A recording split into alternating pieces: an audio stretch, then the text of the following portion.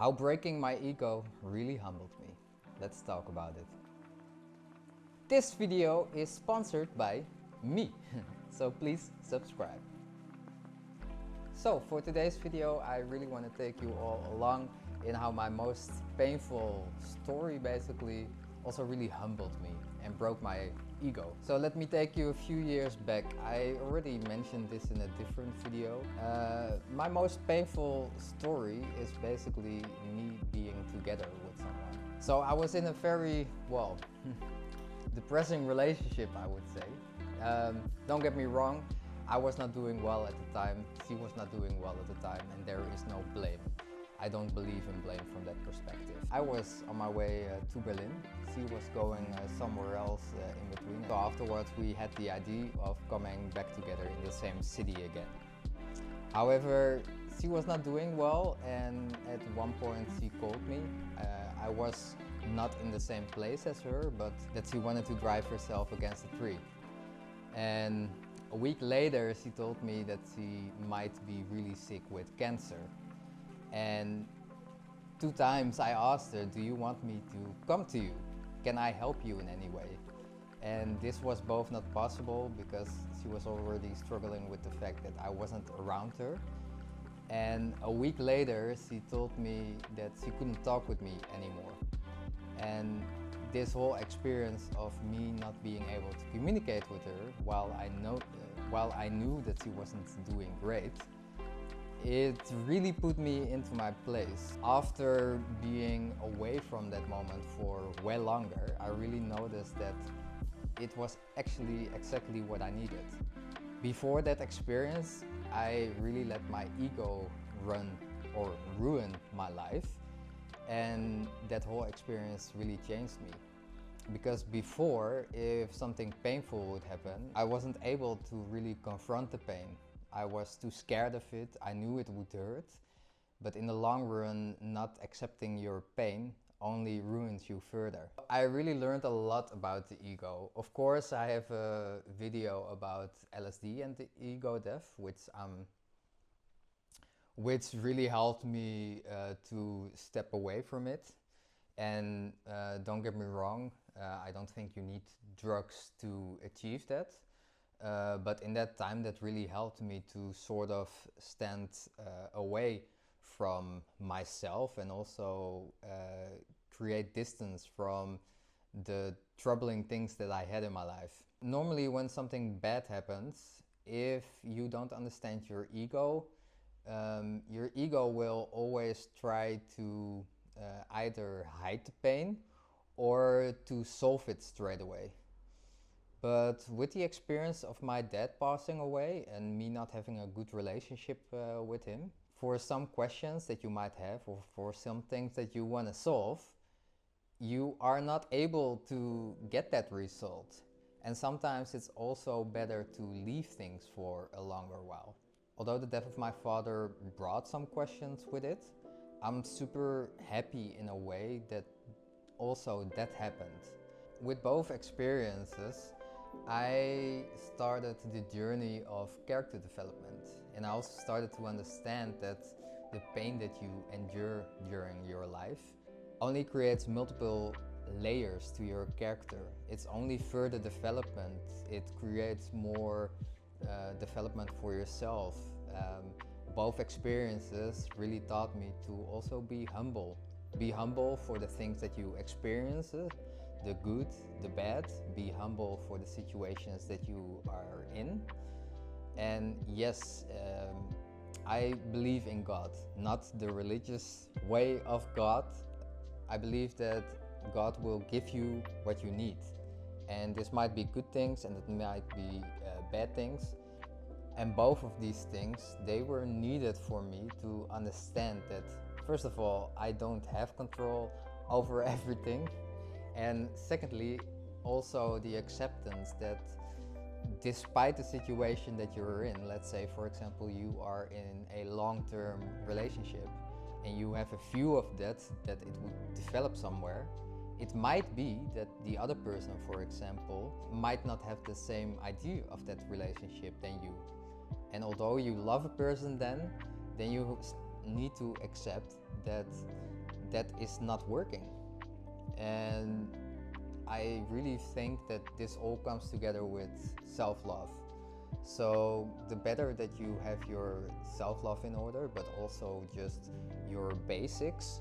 And with basics I mean, of course, do you have money to do you have money to pay the bills, but do you take care of yourself mentally, physically? All of those things also make in how you look at certain situations. If you have all your basics in order and you also know that you can trust on yourself, then it's also way easier for you to deal with hard situations. So yeah, I made videos about me struggling with myself, and that might come as if I don't have things under control. And sometimes, yes, and there will always be low moments where I have the feeling that I don't have things under control. But I'm currently in a space in where I know how to solve those things and how I can take care of myself. And I'm really thankful for that. There are also a few other things that I find really interesting, because when I let my ego run my life, I used to surround myself with people that would only agree with me. If I would have a fallout with someone or a disagreement with someone, I would not really take their words into account.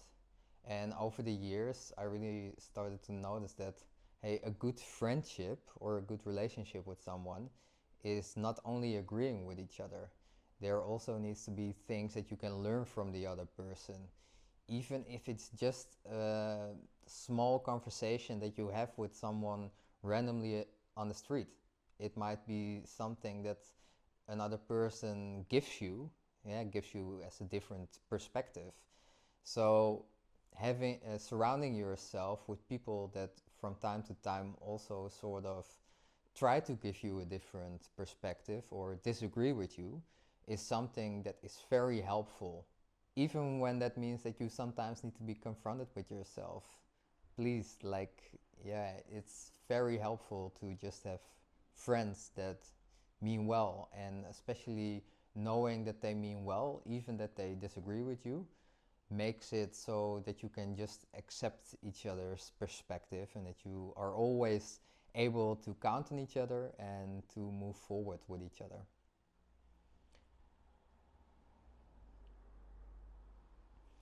Overall, I really think that breaking your ego is really something beautiful. It not only helps you, and it only helps. Breaking your ego is just something really beautiful and really helpful, in my opinion. Yes, your ego also helps you to achieve certain things. It's a balance that you have to play out.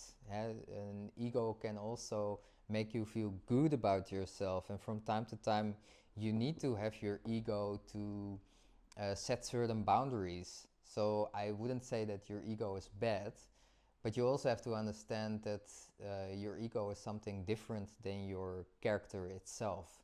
It's a nice little duality thing that you have to let play with each other, and that you also need to understand that to give yourself time.